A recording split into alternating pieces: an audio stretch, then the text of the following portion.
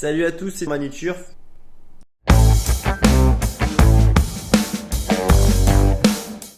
Salut à tous, j'espère que vous allez bien. Je suis content de vous retrouver pour une nouvelle semaine pleine de chevaux. On va parler un peu du Prix de France pour aujourd'hui, mais d'abord, passons au débrief. Alors le cheval d'hier, c'était Lizano d'Alouette, le pensionnaire estimé de l'entraînement Chavat, qui malheureusement ne nous a pas montré grand chose, puisqu'il s'est montré fautif dès les premiers instants. Voilà, c'est vraiment les courses qu'on déteste le plus, celles qu'on ne peut pas suivre. Le goût de la course est différent dès que son cheval a été éliminé d'entrée de jeu. Bon, il va falloir attendre pour voir s'il peut confirmer à ce niveau. En tout cas, on ne peut pas juger pour aujourd'hui. Alors on va passer tout de suite au débrief du Prix de France, puisqu'on vous avait donné notre outsider pour cette course. Il s'agissait de Hokkaido JL qui, ma foi, a très bien couru en finissant 5e. C'est sûr qu'on aurait aimé le voir dans les 3 premières places, mais c'est vraiment une très belle performance, d'autant plus qu'il était très loin avant de se lancer sur la ligne droite finale. Il finit vraiment très bien, prend une belle 5e place. On reviendra sur la performance d'Idao Tillard avec les artifices même pas activés. Quelle victoire encore une fois, hein. Voilà, un très grand champion, bravo à l'entourage. Et on va aussi noter la performance de Gone Boy, qui termine vraiment comme une balle, avec une roue crevée, attention. J'imagine même pas ce que ça aurait donné s'il s'était élancé en première ligne. Je pense peut-être que là, Idao aurait quand même eu besoin de déclencher les artifices. En tout cas, très beau Prix de France. Et puis, qu'est-ce que vous en avez pensé, vous pouvez me le raconter en commentaire et on en débattra. Alors on va passer au débrief de l'outsider d'hier, mais j'ai un petit message de notre ami Sylvain qui souhaitait vous dire quelque chose, donc on l'écoute. Salut à tous, c'est Titiro. Voilà, je voudrais revenir sur la prestation de notre outsider du jour hier, Jikita Melrick. Voilà, je viens surtout m'excuser, pas pour sa prestation, mais surtout pour sa cote. Voilà, en effet, avant coup le matin, à aucun moment je me suis dit qu'elle allait finir à 3,2. C'est donc pour ça qu'on vous l'avait présenté en outsider du jour, parce qu'elle était hors distance, etc. Mais elle avait quand même le droit de bien faire.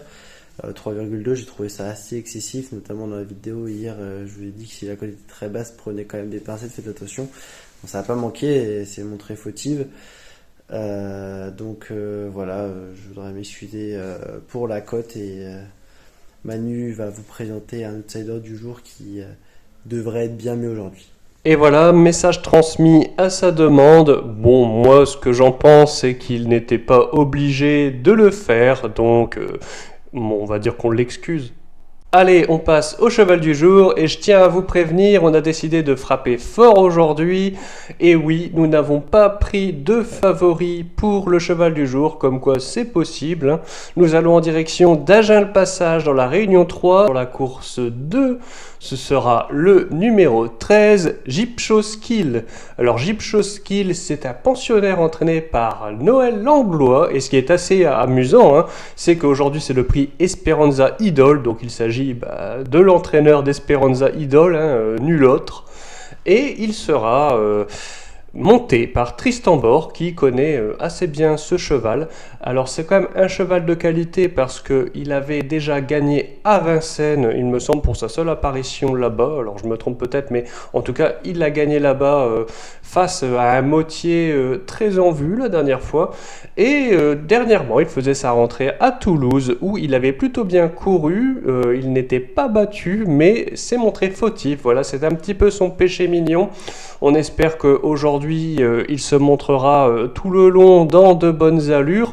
En tout cas, s'il reste sage, il peut en surprendre plus d'un aujourd'hui. Je vous conseille de vous en méfier et nous, on n'hésite pas à le choisir en tant que cheval du jour. Allez, on reste sur l'hippodrome d'Agen-le-Passage pour l'outsider du jour. Nous l'avons choisi dans la course 4. Ce sera le numéro 12, Cavaleur d'Enfer. Cavalier d'Enfer, c'est un poulain entraîné par Manuel Criado et ce sera Pierre Géré au sulky.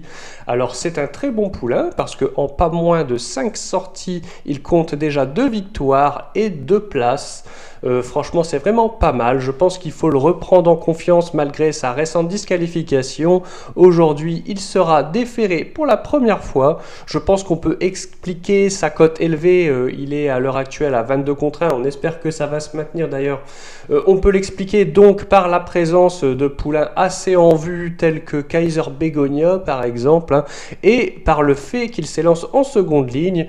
Mais on pense vraiment qu'il a la qualité pour prendre au moins une place ici. On va le suivre avec grand intérêt. C'est donc notre outsider du jour. Et voilà, cette vidéo est terminée pour aujourd'hui. J'espère que vous l'avez appréciée. Comme d'habitude, si c'est le cas, un like, un commentaire.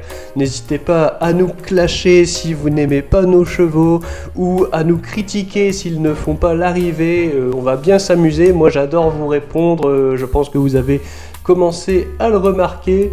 N'hésitez pas à suivre la chaîne si ce n'est pas déjà fait. Et surtout, n'oubliez pas de rester sage parce que il vaut mieux le rester.